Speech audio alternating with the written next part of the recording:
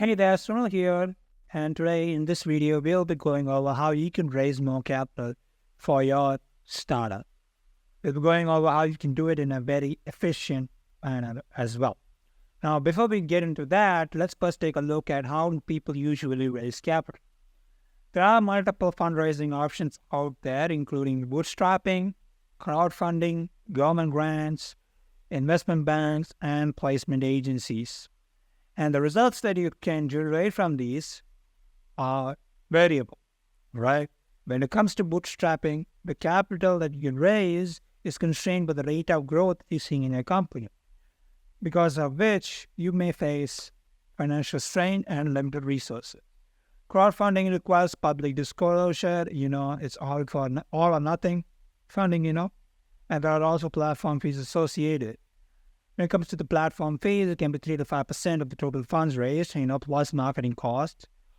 And the average time taken to raise these funds can be between 3 to 6 months. Plus, the complexity and due diligence involved with these processes can be medium. Right? When it comes to government grants, which is the next solution that a lot of people use or try to use, it's very competitive. Right? There's restrictive use, extensive reporting that is needed, and the application costs are zero, but that is time and labor intensive requirements. It's very time and labor intensive when it comes to the application process. And the average time taken can be variable, but the complexity and due diligence is very, very high as well. Let's take a look at the investment bank route. It depends on the quality of network that the bank has, and they charge retainer fees, $10,000 to $100,000 plus. There's success fees on top of that as well, 2 to 7% of the capital raised. And the average time taken to raise this capital can be between 3 to 12 months or even more. And the complexity and due diligence is average. It's variable, depending on the bank that you work with. And the whole thing can take between 3 to 6 to 12 months or even more. Now let's take a look at the placement agency option. Of course, there is fees for services, may focus on specific market sectors. There are retainer fees associated here as well, $5,000 to $50,000 plus. On top of that, there are success fees as well, 4 to 8% of the capital raised, and time to raise the capital that you need can be between 3 to 12 months or even more. And the complexity in due diligence is medium to high. So, are all these methods bad? No. But can this be made more efficient? The answer to that question is yes. So how do we do that? What is the alternative? Welcome to the acquiremorecapital.com strategy, where first we start with finding an investor segment that can be targeted, and then we structure the messaging according to that. We select the channels of outreach according to that as well, and we prepare our presentation, and after that, we do our investor due diligence as well based on that. That's the overall overview of the process. Anybody can take those and implement this in their own fundraising strategy. So let's get started. Now, how to find the investor segment that we can target? We figure out what type of investors would best respond to our marketing, and based on that, who we can target. We scrape that list of investors, family offices, and private equity firms all across the world via private and public information databases such as Crunchbase, LinkedIn, and Google. Now, once we do that, we structure the messaging according to the list of investors that we have. We also create a messaging based on the existing information that we already have about your company. We review your data room, and then you also do deck analysis, that is, compare your deck with recently funded decks as well, and then see where you can improve and how you can make your own deck much better. And after that, you create your teaser document that will be the foundational basis of your messaging. And once you create your teaser document, you set up custom personalized outreach messaging for each and every individual investor. The data room, deck, teaser document, and so on are going to be parts of the foundational basis of your messaging. Now, how do we go about creating personalized outreach messaging for investors? Now, what not to do, right? Here are some examples of poorly crafted messages that startup founders might send to investors when trying to raise capital. Now, they demonstrate common mistakes such as the lack of personalization, vagueness, overuse of jargon, and a lack of clear value proposition as well, right? These are examples of what not to do, basically. The first example is the generic message.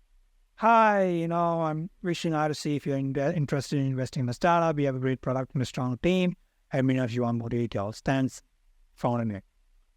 Vague, man. Vague is, vague. The problem with this is, again, there's lack of personalization. It's very vague and generic content. There's no clear call to action. No specifics about the product or team. Remember, you are the one reaching out to them. They are not the ones reaching out to you. So you got to put in more effort. Now let's take a look at the next one, the overly technical message. Our startup was leveraging cutting-edge blockchain technology to revolutionize the industry with our proprietary consensus algorithm and distributed ledger technology. Blah, blah, blah, blah, blah, blah, blah, blah, blah.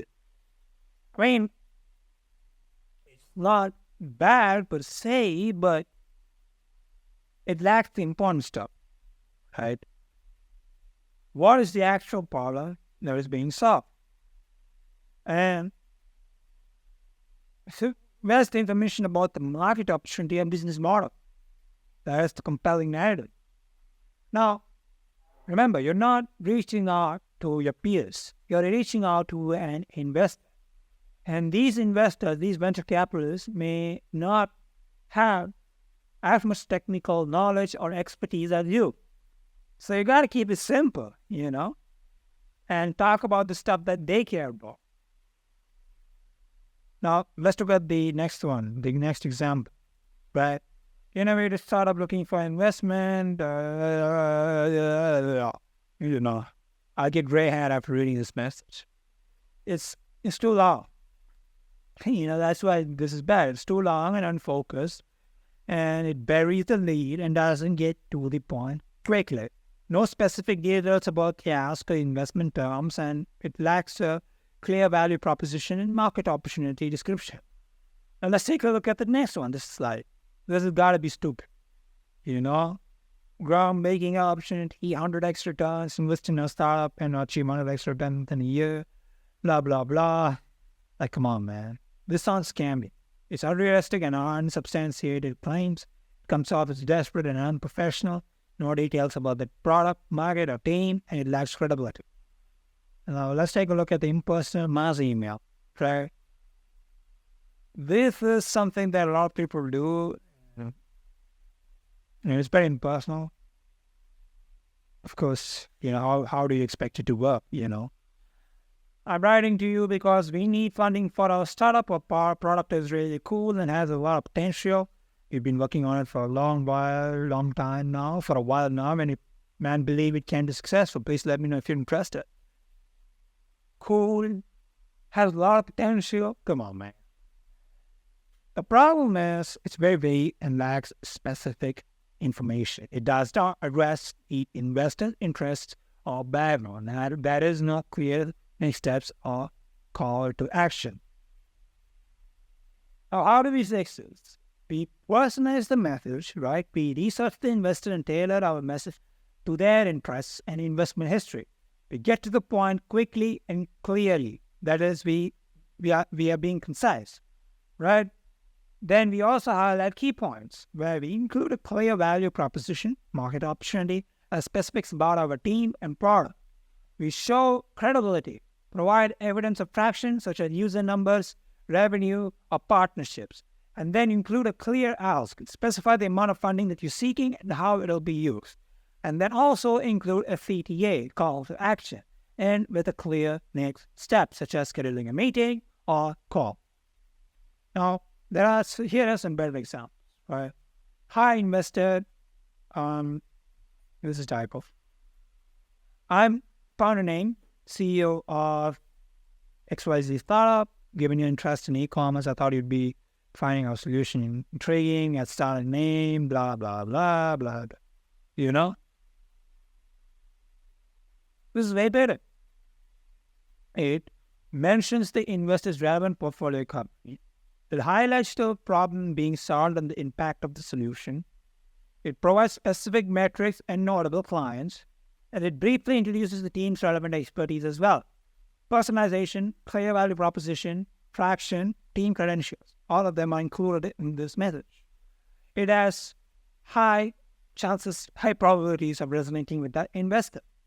Now, how do we introduce efficiency here? As you can see, we have to build what we call the investor outreach engine, right? What do we build out? Well, we build out custom email infrastructure to send out 500 to 1,000 investor outreaches per day, and also build out LinkedIn outreach systems through multiple accounts. The goal is to be capable of reaching out to multiple investors at scale while being completely personalized as well. You are the founder and you use the system that is the investor outreach engine, right, to reach out to thousands at scale. If you want to learn more about how we can help you do this, then click the link below to book a quick fundraising strategy call. I'll go over a quick strategy that you can implement for your company when it comes to raising more capital, how you can build this engine by yourself if you want. Or best case, you work with us and we build it for you and we help you manage it as well. With that in mind, thank you and I look forward to staying with you soon. Have a good one.